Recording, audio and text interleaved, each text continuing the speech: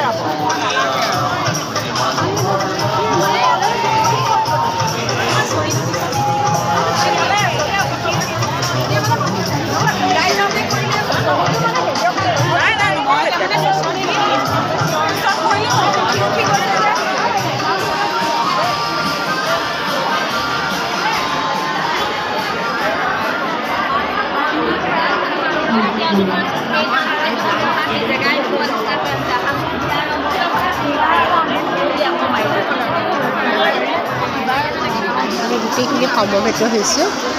কিমান আমি সমবেত হৈছোঁ কোৱা টান।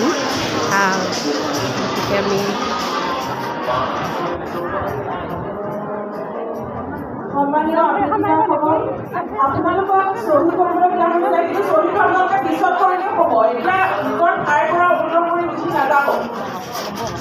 শ্বহীদটো আমাৰ ৰেকৰ্ডৰ কাৰণে লাগে, গতিকে পিছত কৰিলেও হ'ব। নিজৰ ঠাইৰ পৰা উঠি গ'লে যথেষ্ট খেলি মেলিৰ সৃষ্টি হ'ব। য'তে আছে ত'তে কৰি থ'ব।